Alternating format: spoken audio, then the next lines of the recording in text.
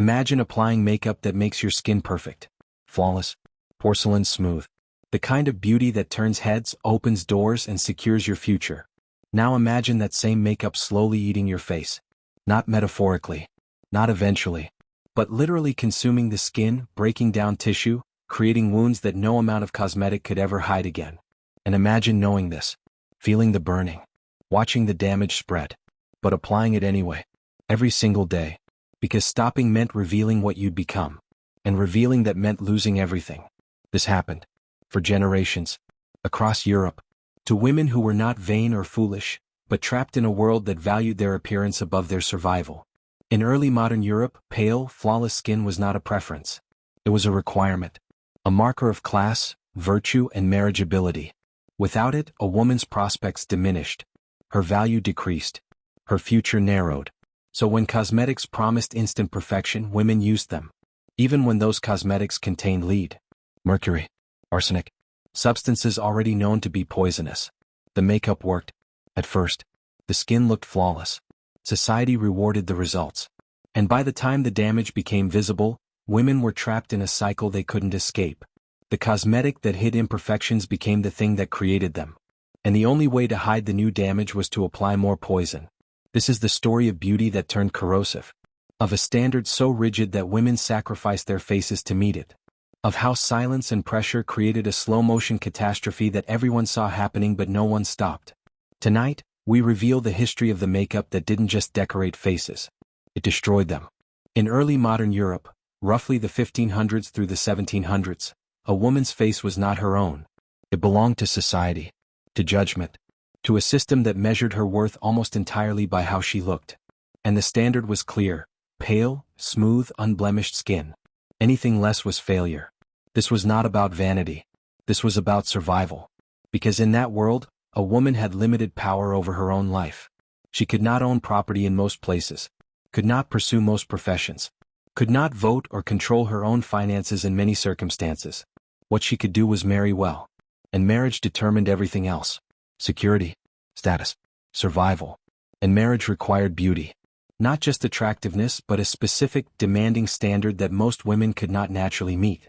Pale skin was the foundation of that standard. Because pale skin meant something beyond aesthetics. It meant you did not work in the fields, did not labor under the sun, did not belong to the peasant class. Pale skin signaled nobility, refinement, the luxury of indoor life. It separated aristocrats from commoners at a glance. In portraiture, this ideal was everywhere. Paintings showed women with skin so white it seemed to glow. Faces smooth as polished marble. Not a freckle. Not a mark. Not a visible pore. These were not realistic depictions. They were aspirational. Images of perfection that real women were expected to chase. But reality was far from those painted ideals. This was an era before modern hygiene. Before antibiotics. Before dermatology. Skin conditions were common and often permanent. Acne-scarred faces without treatment. Smallpox epidemics left survivors marked for life. Measles. Scarlet fever. Any number of diseases left their traces openly on the skin. And those marks were not just cosmetic problems. They were social disasters. A woman with visible smallpox scars might find her marriage prospects destroyed. A face marked by acne could lead to whispered judgments about her health, her morals, her worthiness. Society did not separate the person from the appearance. A flawed face suggested a flawed character. Disease left visible was seen as divine punishment or poor hygiene or bad blood. Women with marked skin faced rejection, reduced opportunities, and social isolation. So the pressure to have perfect skin was not about being pretty. It was about being acceptable, being marriageable, being able to participate in society at all. And nature rarely cooperated. Most women could not naturally achieve the porcelain skin that society demanded. Genetics, sun exposure, disease, and the rough realities of pre-modern life meant that unblemished faces were rare, which created a massive problem. And a massive market. Because women needed a solution. Not wanted, needed. Their futures depended on meeting a standard their bodies could not naturally achieve. Enter the cosmetics industry. Makeup had existed for centuries, used in various cultures for ritual, status, or beauty. But in early modern Europe, it became something different. It became corrective, transformative, essential. And the most popular cosmetics promised exactly what desperate women needed: instant perfection. White face paints and powders that could be applied thickly to completely cover the skin. That could hide scars, marks, discoloration, any imperfection. The transformation was dramatic. Apply the makeup and suddenly the skin matched the portraits. Smooth, pale, flawless. Society rewarded the results immediately. A woman who appeared with perfect skin received attention, compliments, opportunities that she would not have had with her natural face visible. The cosmetics worked. That was undeniable. What was less visible, at least at first, was what they were made of, and what they would eventually do to the women who used them. The makeup had many names across Europe. Ceruse, Blanc, Venetian ceruse, spirits of Saturn. But the ingredients were essentially the same. Lead, mercury, arsenic. The most common formulation was lead-based. Specifically, white lead, a compound created by exposing lead to vinegar and carbon dioxide until it corroded into a fine white powder. This powder could be mixed with vinegar, egg whites, or various oils to create a thick, opaque paste that adhered to skin and dried to a smooth, matte finish. Applied heavily enough, it could cover anything. Scars disappeared. Discoloration vanished. The face became a blank, perfect canvas. And the whiteness was stunning. Not the cream or ivory of natural pale skin, but an almost luminous white. The kind of pale that looked porcelain. Ethereal. Exactly what the fashion demanded. Mercury was added to some formulations for its smoothing properties. It gave the makeup a silky texture and helped it blend more seamlessly. Arsenic appeared in other versions, sometimes mixed with vinegar to create arsenic complexion wafers that women would eat, believing it would create pallor from within. All of these substances were already known to be poisonous. This was not secret information. Lead poisoning had been documented since ancient Rome. Mercury's toxicity was understood. Arsenic was literally used as rat poison. But the cosmetics industry dismissed these concerns. Or reframed them. The danger, they claimed, came from ingesting large amounts. From industrial exposure. Not from the small amounts in cosmetics applied to skin. And besides, look at the results. That was the argument that mattered. The makeup worked. You could see it working. Apply it in the morning and by afternoon, you'd received compliments, attention, visible social reward. The fact that it worked overrode concerns about how it worked. Women were not stupid. They were not ignorant. Many knew, or at least suspected, that the makeup might be harmful. But the alternative was worse. Appearing in society with marked skin meant certain social consequences. Using potentially dangerous makeup meant possible future consequences. It was not a choice between safety and risk. It was a choice between guaranteed social failure and maybe being fine. And in that calculation, most women chose the makeup. The products were sold by apothecaries, the medical professionals of the era. This gave them an air of legitimacy. If your local medical practitioner sold it, how dangerous could it really be? The makeup was also expensive, which paradoxically made it more trusted.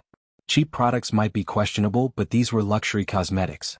Surely the price reflected quality and safety. And perhaps most importantly, everyone else was using them. Aristocratic women. Fashion leaders.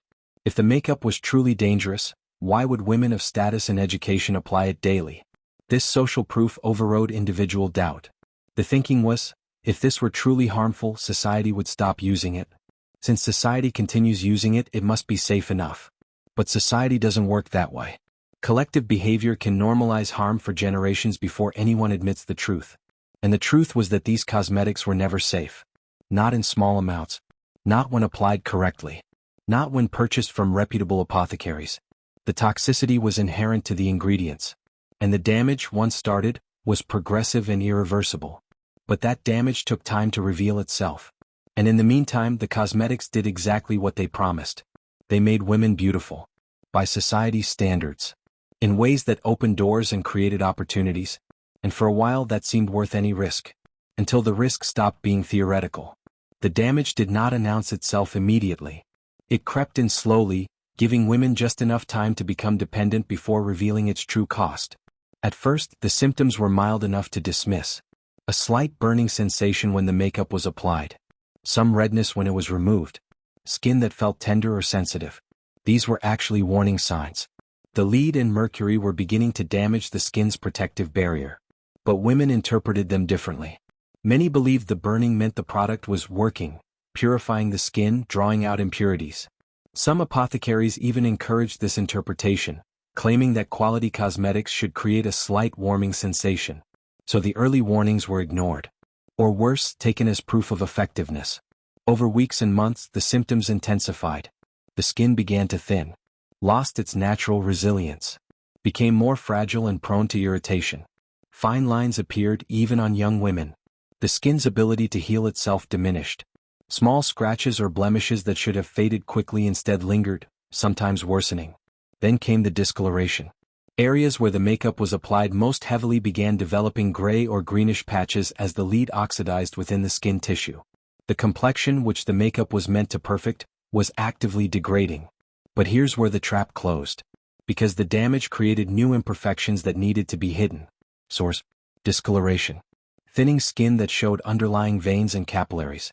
All things that were even less socially acceptable than the original marks the makeup had been used to cover. So women applied more. Thicker layers. More frequent applications. Anything to hide the damage. And the damage accelerated.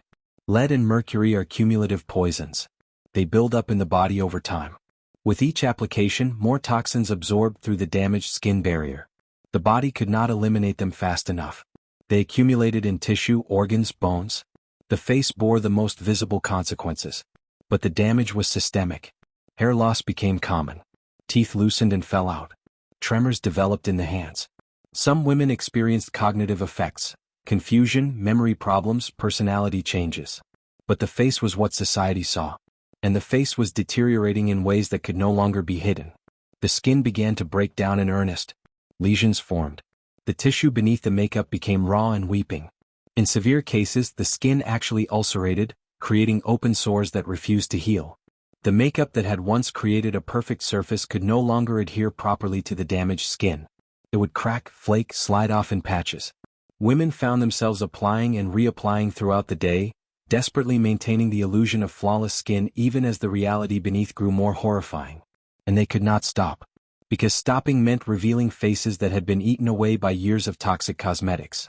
Revealing damage so severe that no one could pretend not to see it. One woman's letter from the period survives, tucked into a medical journal. She describes her face as a battlefield, unable to be seen without cosmetic, unable to tolerate cosmetic without pain. She wrote, "To show my face plain is to invite revulsion. To cover it is to deepen the wound. I am trapped between horror and harm, choosing harm daily because it grants me hours before the horror must be faced." This was not rare. This was the reality for countless women who had used these cosmetics for years. Physicians were beginning to notice. Medical texts from the period contained descriptions of cosmetic sickness. Patients presenting with facial lesions, tremors, cognitive decline, all linked to prolonged use of lead-based makeup. One doctor wrote, "The very substances meant to beautify the countenance have rendered it monstrous. Yet the patients refuse to cease their use, for the alternative, to be seen as they have become, is judged worse than continuing the poison." Some doctors tried to warn their patients, recommended stopping the cosmetics, suggested alternatives. But the alternatives did not work as well. Natural cosmetics, rice powder, chalk, could create some whiteness but could not cover severe damage. And they did not have the smooth, luminous finish of the lead-based products. So most women continued. Because the cosmetics that had destroyed their faces were now the only things that made their faces acceptable to be seen in public. The cycle was complete. The cure had become the disease. And the disease required more of the cure. By the late 1600s, the connection between toxic cosmetics and facial damage was no longer deniable. Medical literature documented it. Physicians warned against it. The evidence was visible on the faces of women across Europe. And yet, the practice continued. For decades more.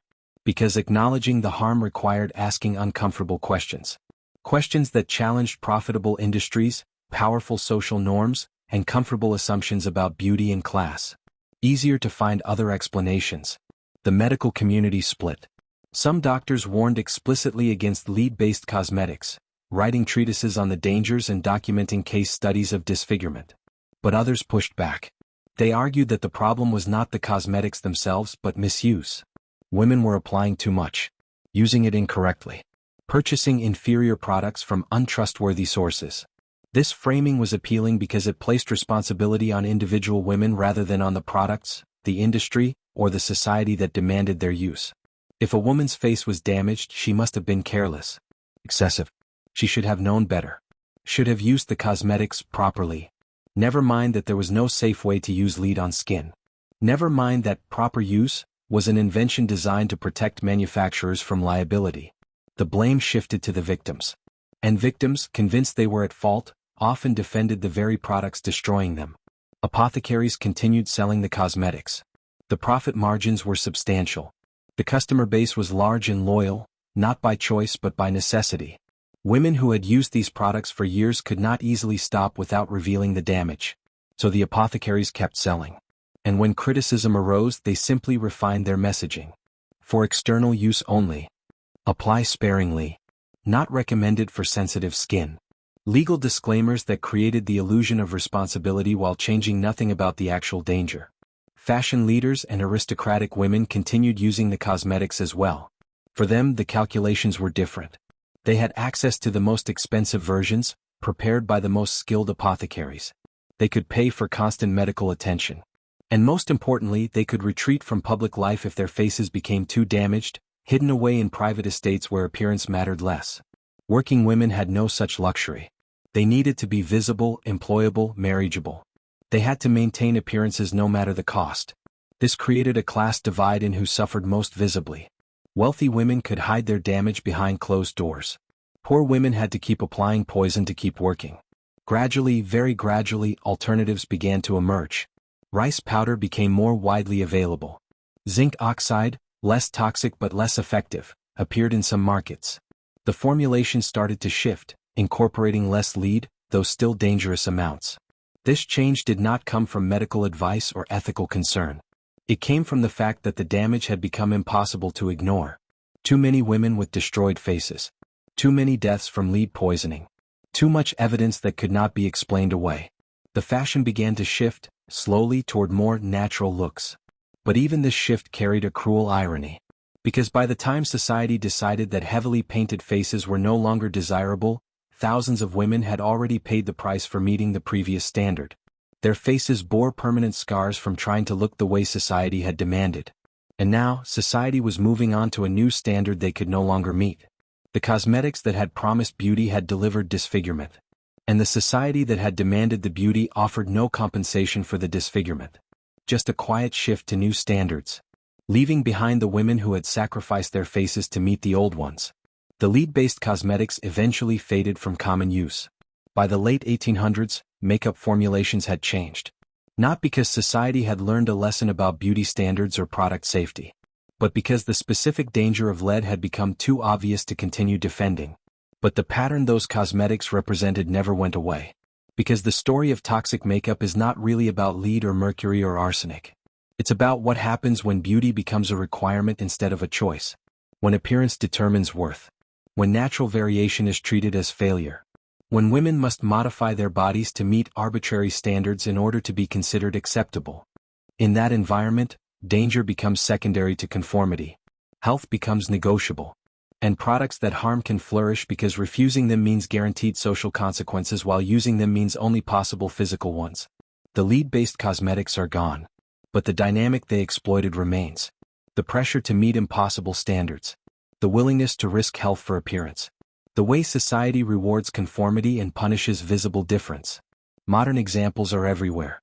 Cosmetics containing questionable ingredients marketed as essential for professional success. Beauty procedures with serious health risks framed as personal choices rather than responses to social pressure. Products that promise transformation while quietly damaging the bodies they're meant to improve. The specifics change. The names of the products change. But the mechanism stays the same. Society creates a standard. The standard requires modification. Modification carries risks. Refusing modification carries certainties. So people choose the risks. And when the risks result in harm, society blames the individual. For using too much. For choosing wrong. For not being more careful. Never acknowledging that the real problem is not individual choices, but collective pressure that makes those choices feel inevitable. The women who used lead-based cosmetics were not foolish. They were responding rationally to the world they lived in. A world that punished visible imperfection more harshly than it punished invisible poison. They made the calculation society forced them to make. And paid a price society never acknowledged. This is why the history matters. Not as a curiosity about old-fashioned cosmetics, but as a reminder of how beauty standards function. How they create harm while denying responsibility. How they normalize damage in pursuit of an ideal that serves no one's interest except those profiting from the pursuit. The makeup that ate women's faces did not act alone. It was held in place by a society that valued appearance over health. By an industry that valued profit over safety. By a culture that treated women's bodies as problems to be corrected rather than realities to be accepted. That society made the damage possible. Made it widespread. Made it last for generations. And when the damage finally became undeniable, that same society simply moved on. Found new standards. Created new pressures. Left behind the women who had sacrificed their faces to the old standards. The faces that were destroyed can never be restored. The women who suffered are long dead. But the system that created their suffering is still operating. Different products. Different pressures. Same fundamental dynamic. Beauty marketed as necessity. Modification sold as empowerment. Harm dismissed as personal responsibility. The makeup that ate women's faces is gone. But the hunger that drove women to use it, the desperate need to meet standards that determine worth, that hunger remains. Fed by new products, new procedures, new promises that this time transformation will come without cost. But transformation always has a cost. And when beauty becomes a requirement rather than a choice, that cost falls on those who can least afford to pay it. The women who used lead-based cosmetics understood this. They paid it anyway. Because the alternative, failing to meet the standard, was not actually an alternative at all. This is what we inherit from that history. Not just knowledge of what those cosmetics did, but understanding of why women used them despite knowing the risk. Because when society demands beauty at any cost, some people will always pay any cost to provide it. And that is the real horror. Not the poison in the makeup, but the pressure that made the poison seem necessary. The faces ate themselves. But society held the brush.